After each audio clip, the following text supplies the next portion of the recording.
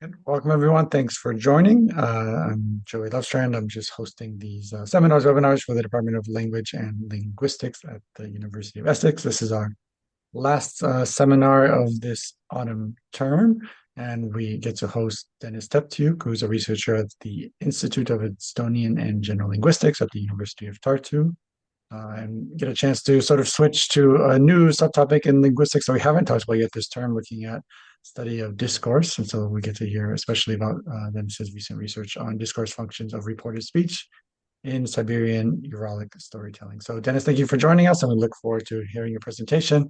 We'll also have a bit of time at the end for questions and discussions for anyone who's here with us live who wants to be a part of that.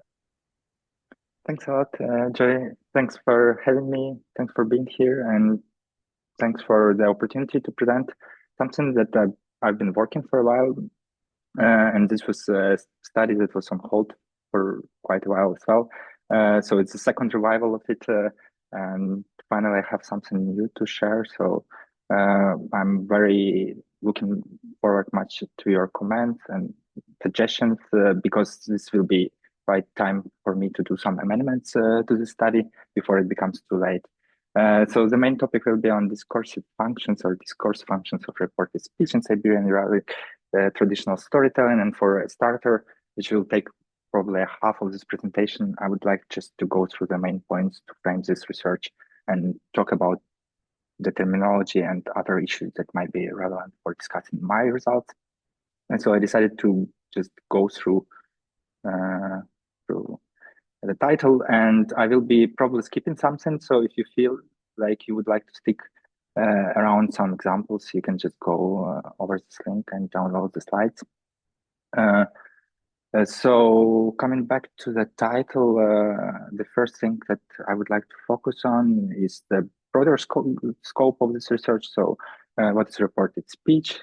So that we are on the same page, I decided to pull up quite an old definition of reported speech, but quite straightforward, by Valentin Voloshinov from 1929. His translation of his book from 1973, where he defines reported speech as speech within speech, utterance within utterance. So it's quite straightforward. It suggests that there is a speech situation, ongoing speech situation that embeds another speech situation. It can be illustrated by example like, he was like, hello, and I was like, hello to you too.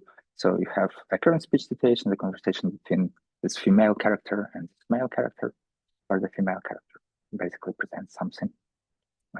Another speech situation that occurred during another moment of time. Reported speech in Voloshinov's view, and something that I will adopt here as well, extends to representation of thoughts. So the thoughts are conceptualized as inner speech. Here's an example. One day I was looking in the mirror and I was like, wow, I'm so ugly. Where instead of representation of speech, you can imagine that the same speaker basically talks to himself in his head. And that's what he presents as his thoughts. So henceforth, I will use this cover term reported speech and thought, suggesting that I will treat them as related phenomena, but distinctions will be drawn between them where possible. Now turning to Siberian Uralic, two languages. Two of them are from Samoyedic branch of Uralic family. So if you think about the traditional taxonomy of Uralic language family, you have two bigger sub-branches, Samoyedic and Finno-Ugric, and we will be looking into Samoyedic languages. And the first language, Nganasan, belongs to northern sub-branch of Samoyedic and is spoken in Taimyr Peninsula in northern Siberia. It's kind of famous because it's the most northern spoken language in Eurasia and second in the world. And you can see that they live in this kind of like vast territory that is not very densely populated actually. But interestingly, it has also a collision of several language families there. So there is a lot of contact between different languages. And the amount of speakers are optimistically 264 daily users of Nganasan from quite a recent census, but it's very optimistic figure, I would say. And Nganasan are traditionally semi-nomads, so hunting and fishing is very important, but reindeer breeding or herding, which is peculiar for many nations living up to the north of Uralic, non-Uralic, in Siberia. Here for Nganasan, it's not very important. And I will not be talking much in details about the language as such, but just to give you kind of a general overview of the language, what it is. Actually, later on, I will be using mostly translations of examples, so you will not see much on Nganasan and Selkup, another language that we'll be talking about. But Nganasan is agglutinating with high degree of fusion and complex morphophonology. Nouns bear number marking that has 3 numbers distinguished, so singular, dual, and plural. Case, we have 7 cases, 3 grammatical, 4 local adverbial. Possessivity is also marked on nouns. Verbs inflect for tense and mood. And person number agreement with the subject is also indexed on the verb. We have also object marking in objective conjugation. So in certain environments, both subjects and objects can be dropped because they are indicated somehow on the verbs. Tense is not that complex in Nganasan, but we have a lot of moods, so 12 moods, and 3 of them are evidential. Auditive, so something that is perceived by hearing, but also extends to taste, smell, and touch. Inferential and narrative reportative. So nominative accusative alignment and relatively free word order is peculiar for Nganasan, but if you think about information structurally neutral, then SOV will be your kind of default constituent order. Another language that we will be looking at is Selkup. It belongs already to southern sub-branch of Samoyedic, and it's spoken to the southwest from Nganasan area in Western Siberian taiga. Amount of speakers is bigger, but if you look at the traditional kind of habitat of Selkups, they are a little bit split. And basically nowadays, only some of the dialects survive, so some of them are recorded, but they are not anymore spoken. Traditionally, Selkups are doing hunting and fishing like Nganasan, but also reindeer herding here comes into play. And among the typological features, so we have larger amount of cases compared to Nganasan. We have only subjective and objective conjugation, no reflexive. Only 8 moods, 2 of which are evidential. Latinative is a kind of a traditional label, but semantically it's close to inferential. And auditive is still there, documented, but it's not used anymore in contemporary language, as far as I know, and as far as different grammatical sketches indicate. So now turning to a bit, zooming into like a bit narrower focus of the study, discursive functions. So basically the idea is to answer the question, what do representations of speech and thought convey in discourse? We are well aware that reported speech extends to other domains where it loses its speech reporting or locutionary function where it presents speech or thought.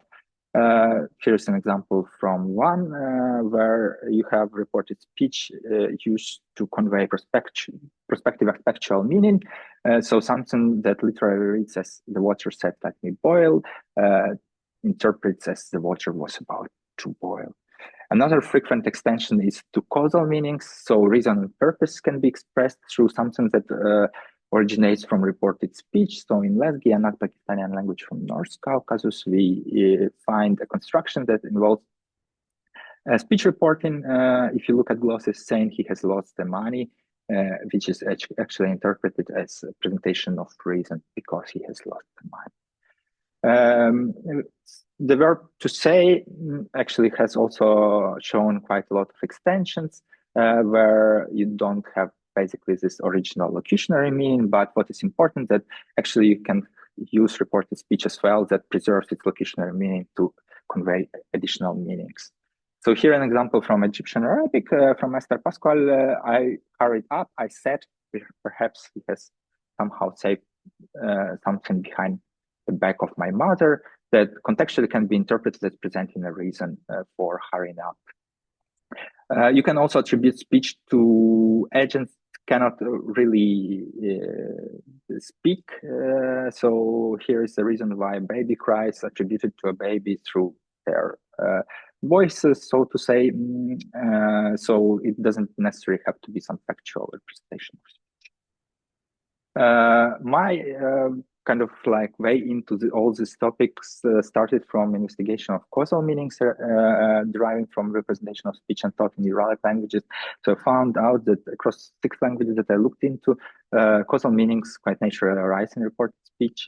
So you can express reason or purpose, as in example 5 from a Permic language, Comizirian, where you have first some action described, I rush to the northern capital, and then speech, or in this context, it can be better interpreted as thought, conveys the purpose for rushing. I would meet with my university friends.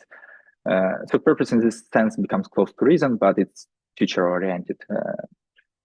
And then another thing that I noticed that in Nganasan traditional storytelling, you find also characters basically describing what they perceive by senses. So here we have an example. Oh, what is this human riding with 4 wild bulls? The father says, basically presenting what the father perceives. Such perceptual uses of reported speech are not only limited to traditional storytelling. So in Western novels, Brinton finds such cases that she labels as represented perception. So she looks into this specific mode of presenting speech known as free indirect speech, combining 2 different perspectives, narrators and characters, through the use of different dictics. And basically she finds some cases that can be attributed to perceptual experiences by the character. For example, 7, you have some interjections kind of single in the character's perspective, or repetitions or doubling of some words like a long chocolate train, or pause or passing, that creates this kind of stylistic effect of reading it and perceiving it through the lens of the character.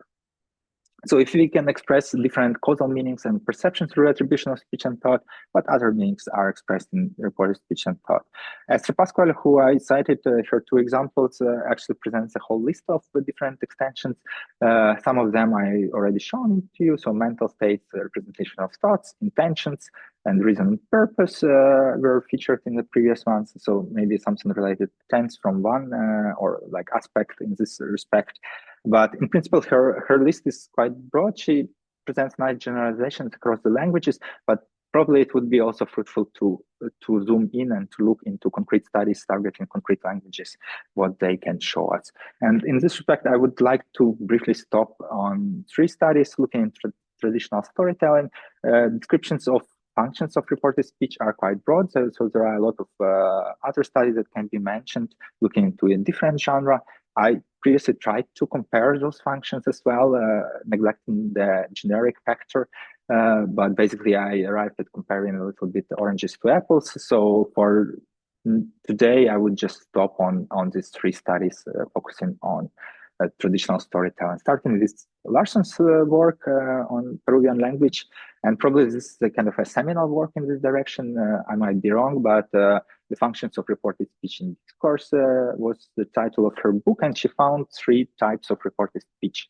So macro types, reported speech which realizes speech acts, reported speech functioning rhetorically, and other functions that can be basically hinted that she talks about the extended uses of reported speech.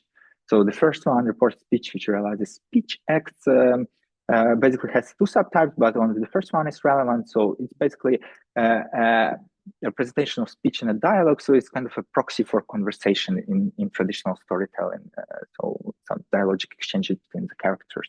She talks about also non-repartee speech acts. But if you look at kind of the glosses that I present here, for what she discusses, most of them are related to actually the current speech situation, not much about reporting something that was said. Narrator source of information, evidential meaning, somehow comes close to reported speech, but still it kind of presents rather a justification for the current speech situation, presentation of information. So they can be disregarded for now.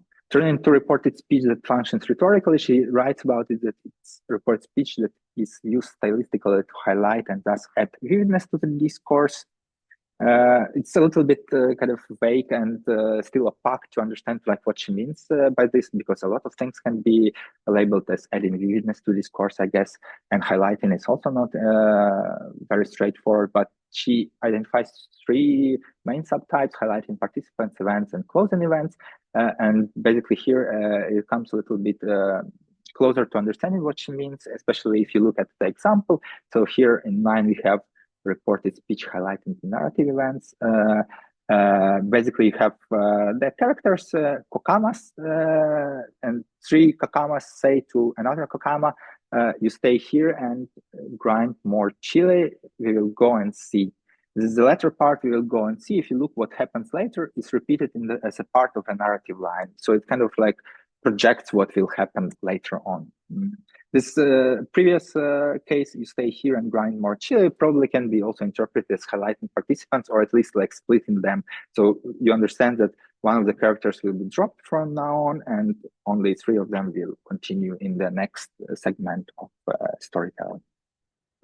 Among the extended uses, she points out causal relations that I already shown you on the basis of other languages, awareness attribution. So for her, reported thought is an extended version of reported speech. So presentation of cognitive content, she importantly notices that it never happens in a dialogue. And then among other two extensions, we find naming, that is also very well known for reported speech to extend to a naming construction. So something like people say to it X can be interpreted, they call it X, and then in similar vein, concepts can be introduced. So something like it is said, interpreted as means. The more recent study by Noonan looks actually at such extended uses of reported speech and thought in Sino-Tibetan language from Nepal, where he basically labels such uses as a rhetorical style. So he points out that reported speech and thought in this language can be used to convey reason and causation, purpose and motivation, intention and attendant circumstance, or mere activity, in other words, or expression of surprise. But those are not the only possibilities for expressing these meanings. So reported speech just adds to specific constructions that can also convey it. And he also points out that compared to English, this language uses reported speech there, but English wouldn't. Although, if you think about Esther Pascal's study 8 years later, she's shown that English actually also attends to attributing speech and conveying other different meanings quite frequently. And then the last study that I will stop before turning to my own things is on an Australian language. Already here looking at two different subgenres, personal and traditional narratives. In both genres, if I remember correctly, macrostructural function features. So reported speech is used to highlight central episodes of a narrative. Something similar to what Larson was discussing. So highlighting some events in the narrative. Then interestingly, only in traditional storytelling, you find evaluative function of reported speech. So it's quite interesting that narrators cannot comment on what happens in the story because it's a traditional story. It has this kind of conventional structure, but they can attribute their own opinions through the speech of the characters. So they use characters to speak for themselves. And then reported thought is used as a byproduct of perception. She looked around, where is she? So here you don't have a basic description of perception, but rather what happens after you perceive something visually. So she looked around, she didn't see anybody, and then she's wondering, where is she? Okay, and so to briefly sum up these three studies, you can find some kind of connections between them. So you find macrostructural or this highlighting function in Larson's and Verstraete's study, and then extended uses are found among Noonan's study and Larson's. They have different attention to reported thought compared to reported speech. So Larson finds it as an extension, and she doesn't really discuss what actually reported thought does in all these uses in narrative. And for the two other studies, it's not really clear whether there is a strict division between the two functions. And basically, they arrive at a different set of functions, and they look at one language at a time. So it's not really clear how we can kind of compare those things to other narratives, what is more prominent, macrostructural function or extended uses, and so on and so forth. So in my contribution to this investigations, I decided to look at one genre at a time and to look at two closely related languages, so to kind of control for different typological differences between the languages. And obviously, as usually happens, it's out of convenience as well.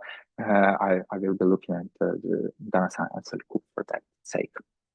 And to do something also a bit differently, so not to force the previously identified functions on my material, I would like to look at the storytelling and try to identify what storytellers do when they use different types of reported speech and how it contributes to the structure of the narrative and how it possibly helps the listener go through the story.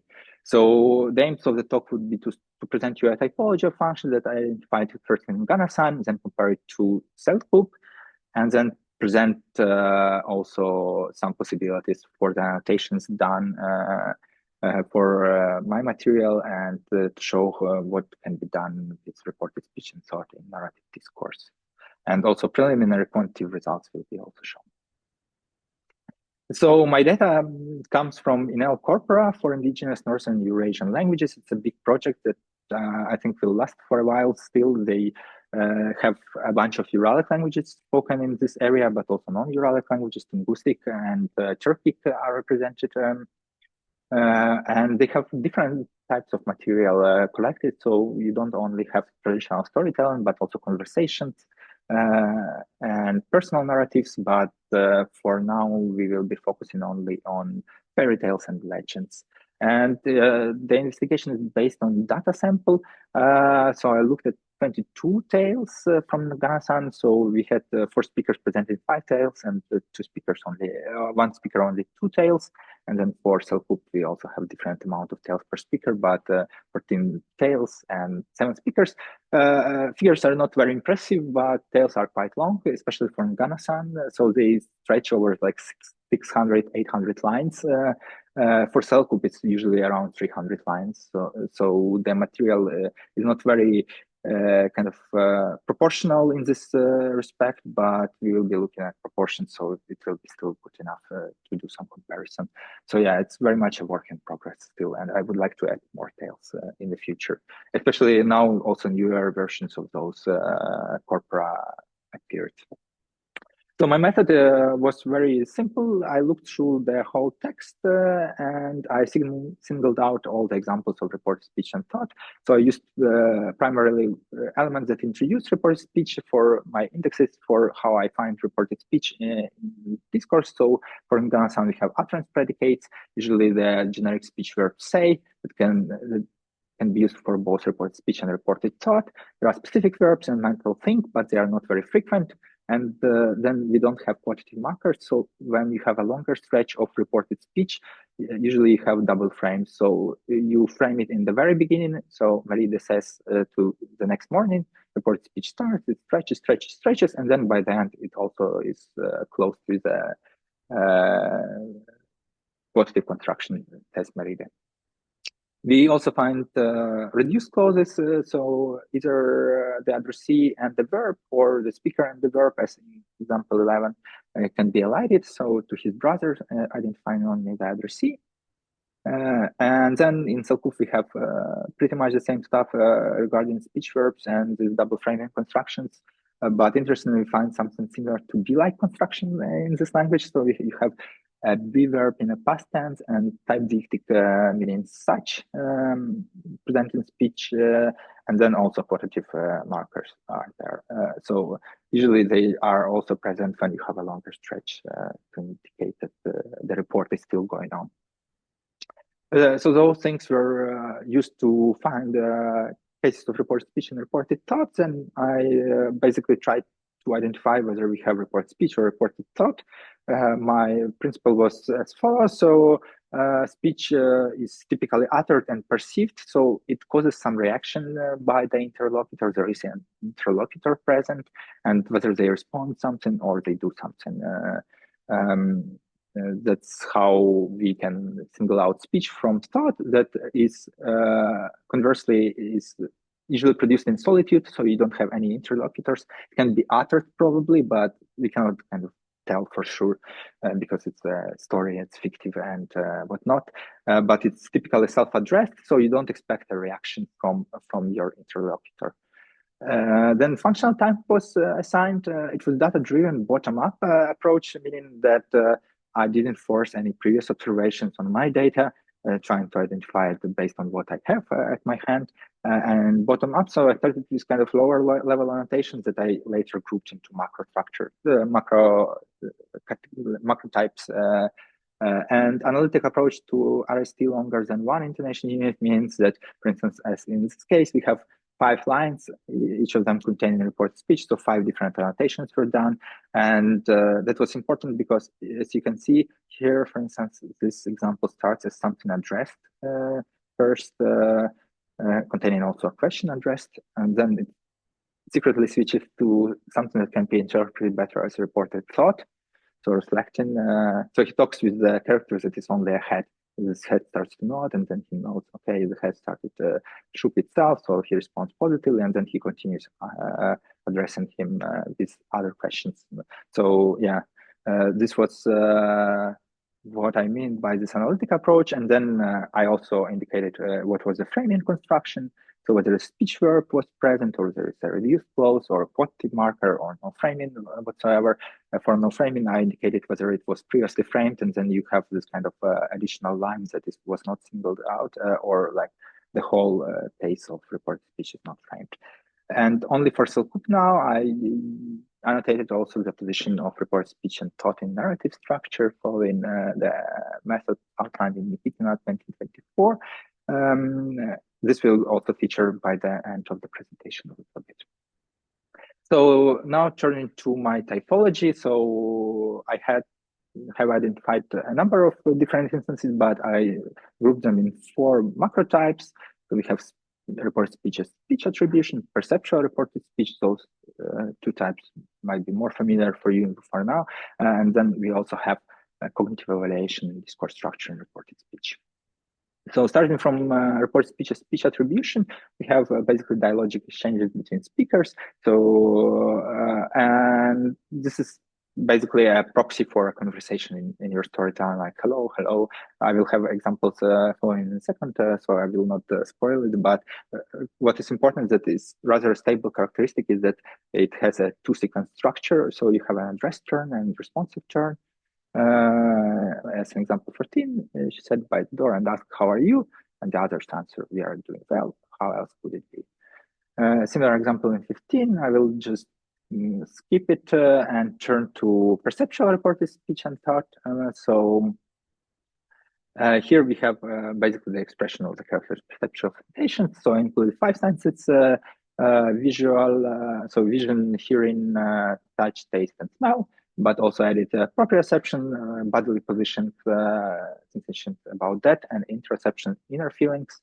To illustrate, I will go through other senses besides vision. So from hearing, we have characters often situated in the following situation in Nganasan. So basically, they are inside the tent.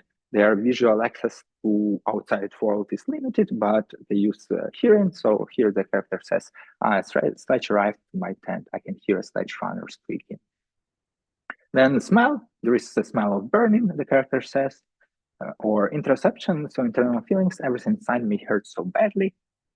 Then the following type, the third one, is cognitive evaluation.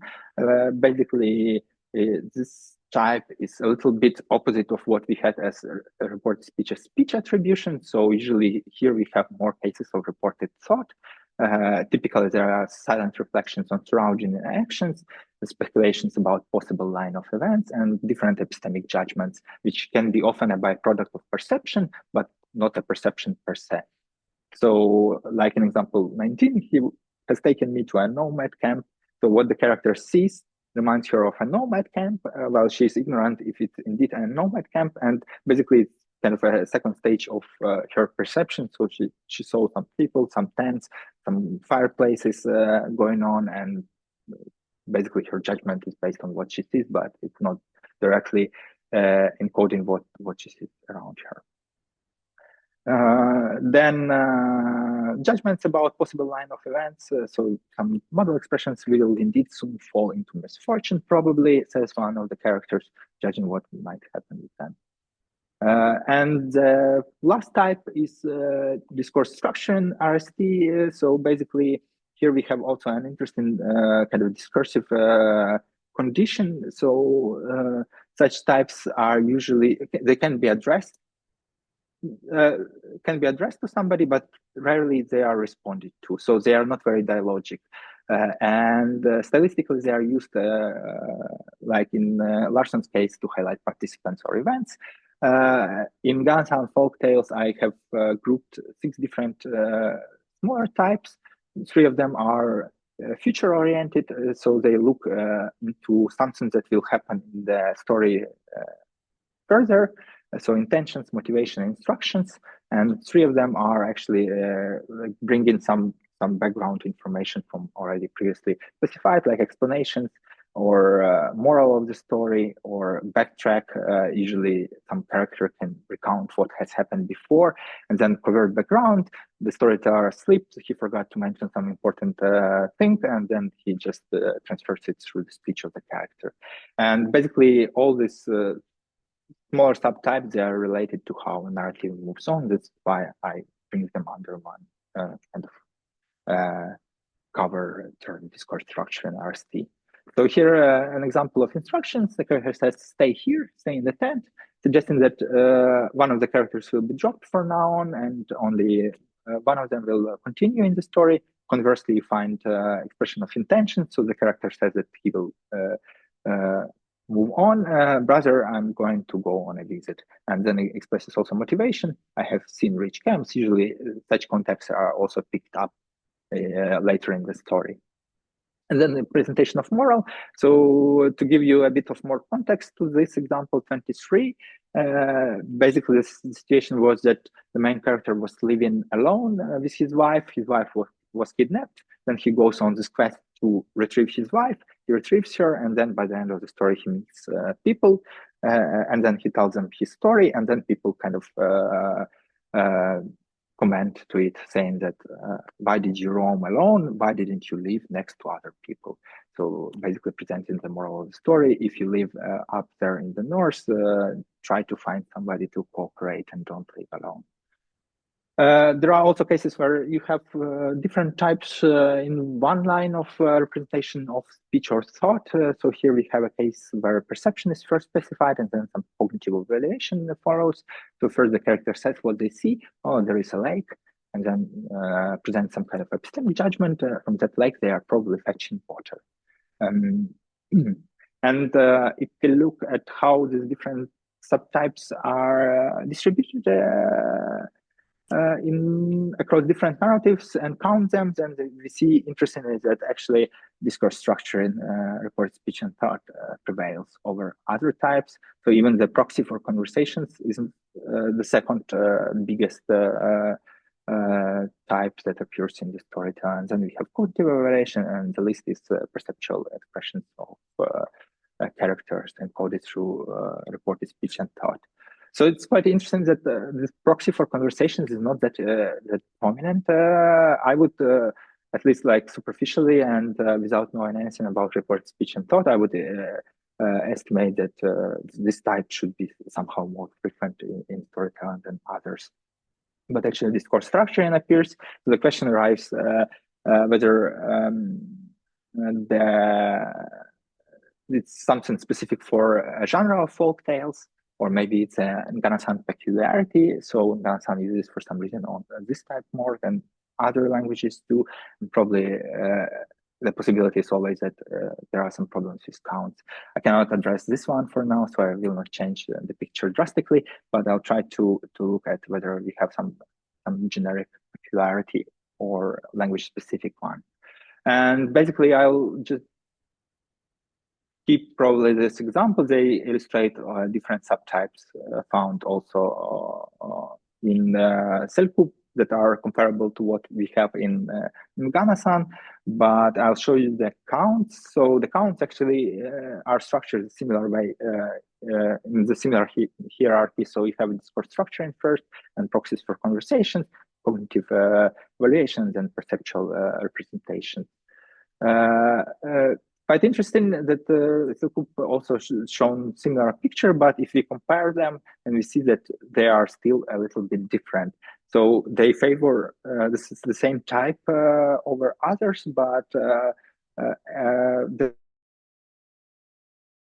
between the types, if you compare them between languages, it's different. So Selkup favors these proxies for conversations and discourse structure in reported speech and thought, while Nganasan likes more cognitive and perceptual expressions. So yeah, what's important to know that I do not take into consideration for now individual style and other extra linguistic factors that can actually influence those differences. But something that I started to think when I was already like going through this presentation for this talk, preparing and not is that in Nganasan usually we have also longer tails, and those tails are structured around one character usually.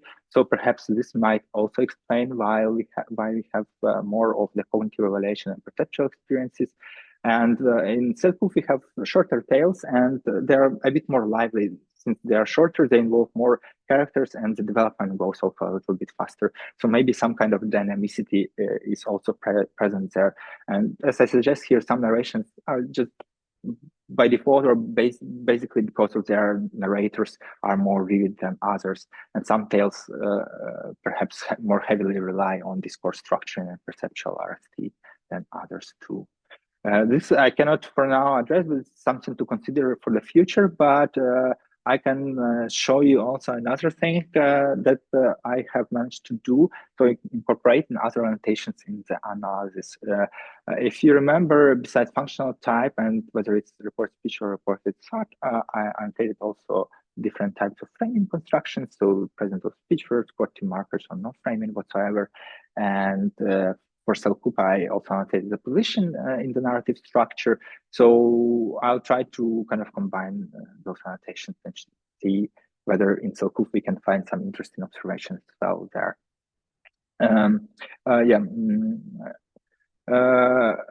The incorporation of this position in the narrative structure basically stems from the method where you can split the main narrative line into distinct episodes that are thematically grouped.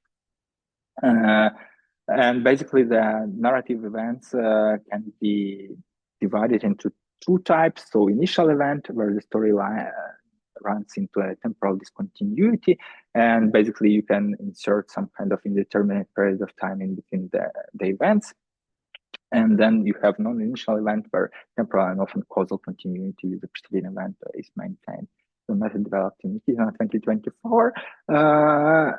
It can be basically taken over to the representation of speech and thought in contexts where it's singled out by framing construction. So you can look at the event described in the clause introducing speech and basically look at it as either initial event where the story line runs into a temporal discontinuity and the episode with reported speech appears in the beginning of the episode, or where temporal and often causal continuity is maintained and you have it happening all within one episode. And then the third type is basically a single signaled reported speech and thought, where you don't have any kind of event supporting representation of speech and thought. So two possibilities can be kind of anticipated. So such cases appear on the boundary between different episodes, or they appear further on in the episode. I looked at my data, and in my data, they usually appear within the episode. So such cases can be grouped together with non-initial events.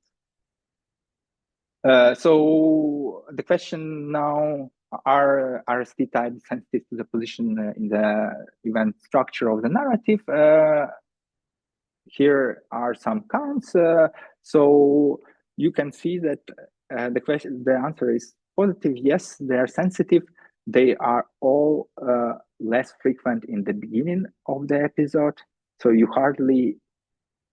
not hardly ever, but like you rarely start an episode with a representation of speech. But if you do, then most likely you will have some discourse structure in RST. So the character would say something like, the next morning he said, I will go hunting. So that will be at the beginning of your episode. Or you have some kind of social conversation, so that people meet and then they start to converse. Those cognitive and perceptual RSTs are less frequent at the very beginning, and they like to be appearing somewhere further on in the episode. What is interesting also is that among the or unsignaled or unframed RSTs, the most frequent ones are perceptual. And then the second one is when you have conversation. So some social speech. Okay, this is basically repeating it. And among those unmarked cases, basically we have different reasons why it happens. So perception that is represented through the character's speech and is not signaled can be associated with internal focalization. So you focus basically on the event from the perspective of the character. And this creates some kind of like in storytelling experiential immediacy, and then social interaction because of two-turn structure. So here's some examples of that. This is basically the final ones. I will turn to summary in a bit. So internal focalization, he went down. Oh, a lame Nenet's old man appeared. So you don't signal representation of speech or thought, and just start with a presentation of the character's perception. Creates some sort of kind of immediacy, and also you shift the focus more drastically from the narrator to the character. And then in basically two-turn sequence helps you or allows you easier to drop the representation of speech, and then it creates some kind of dynamicity. You don't always have to reiterate like this one said and that one said. Instead, you just signal it in the very beginning. So you frame your report speech, the priest said hello, and then all the rest of conversation just goes in the sequence. Hello, hello, and where do you go? I go there, and blah, blah, blah, and blah, blah. So yeah, that was the final example that I wanted to show you. And now turning to the summary. Hopefully in this presentation, I showed you a bit refined cross-linguistic typology of functions of reported speech and thought, particularly focusing on traditional storytelling, and showed glimpses of methods for now developed for annotation of such cases. We have seen that across two closely related languages, we find discourse structure in RST dominating, which are guiding transitions, maintain coherence, and reorient the listener to what happens, or like brings us some facts from already mentioned ones back. You find also differences between languages. So in Selkup, you have more discourse structuring and socially oriented RST. Interesting in these two types pattern. So I don't know whether it's accidental or there is something going on there. Usually discourse structure in RST is also addressed. So you have this expression of instructions and other related things or intentions that are usually announced to somebody. But in Nganasan, we have more of this of evaluative and perceptual RSTs that can be probably also due to this kind of like subgeneric kind of features of a story where you have one character traveling for the majority of a story. There are also some correlations between position type and framing in Selkup. So you find episode initial RSTs in general rare. They are overwhelmingly social. Setting the scene or establishing interaction, or also like forward looking, so telling something that will happen in a bit in a story.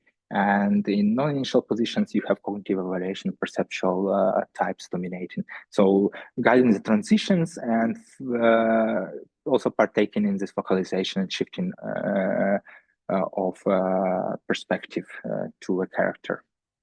And then unsignaled RSTs are, in principle, can be looked at meaningful. So we are very well aware from different studies that report speech and thought doesn't necessarily have to be introduced, but by looking where and how they are not introduced and why, we see that there are some reasons. So perceptual RSTs reflect internal focalization, immediate experiential access, and social interactions basically are not signaled because you have two-turn structures that naturally allows you to reinterpret what is actually happening and who says what, and which in principle also adds vividness in the storytelling. And the last point that I wanted to tell you is that the RST is functionally diversified. So different types perform distinct discourse roles, and differences between these two closely related languages shows that there are also language and cultural specific narrative strategies that would be interesting to look into more in the future. Yes, thank you very much for your attention. Looking forward to your comments and questions. That's great. Thank you very much, Dennis. We do have time for some questions and discussion. If you want to ask a question, you can just use the raise hand function, and then I'll allow you to mute yourself, or you can write a question into the chat if you would rather have me read the question for you. I think these kinds of presentation always really brings out the level of technical skills that you need to become a good storyteller in these traditions of where there's a very clearly defined oral storytelling tradition, and you don't kind of take that for granted, and you see all the pieces that people need to master, and it's really quite impressive. I wouldn't have thought about the discourse structuring function at first, but once you show your data, it does make you think of the storytelling that I've seen in African languages where there isn't very much there's not really conversations. There's a lot of reported speech, but it's not a conversation. It usually probably does have some kind of discourse function. I've never really stopped to think that, oh, yeah, why is it usually just one line and then the story moves on? And it probably is something like what you're saying with discourse related uses of reported speech and thought. Did you take into account things like change of your voice, so you're changing your pitch or your voice quality to signal particular characters? Does that have a role in certain types of speech, certain types of uses, or certain functions of recorded speech, or do certain people do that more than others? That's a good point. I was thinking about it, and I thought, yeah, sorry for not mentioning it. Yeah, it's so now my readings are basically are all based on the textual version of this stuff. Obviously, they have recordings. I want to actually add this that yeah, that would be actually cool also to see. Probably, perhaps I can come back to one point. Yeah.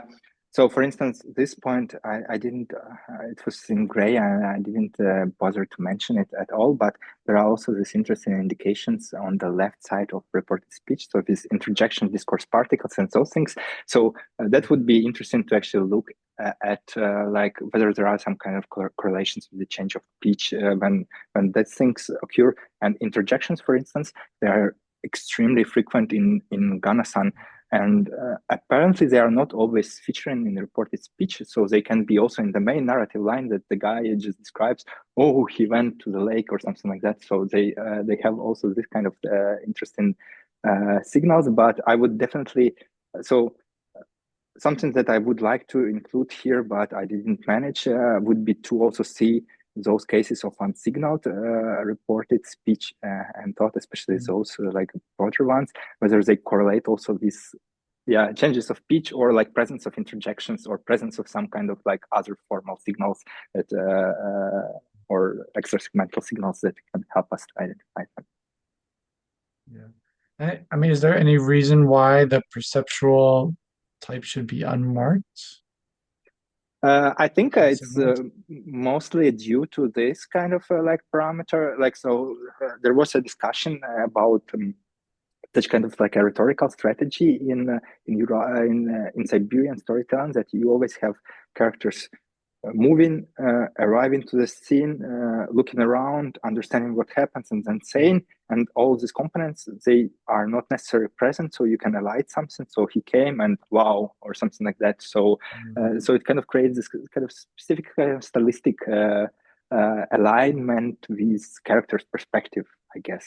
That's where, and perception, I mean, it's like very subjective in this in the way we all perceive differently. So like probably that's why perception is like rather perceptions, and for instance cognition is it becomes less marked. Yeah. Okay, so maybe that is part of this like storytelling structure overall, that people expect this perception thing to happen here, so you don't really need to signal what's happening. And Are there any other obviously, questions or yeah, go ahead.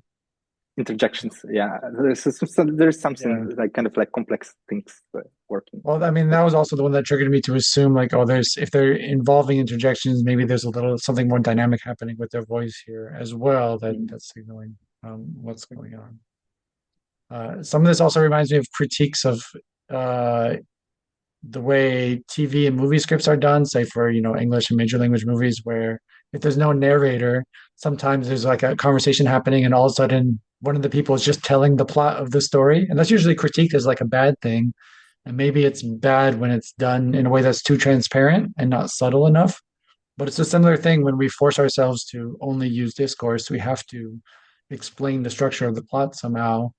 And yeah, writers will get critiqued for like doing that in a natural or unnatural way. Mhm. I think that's fairly similar to some of these, at least some of the major concepts there.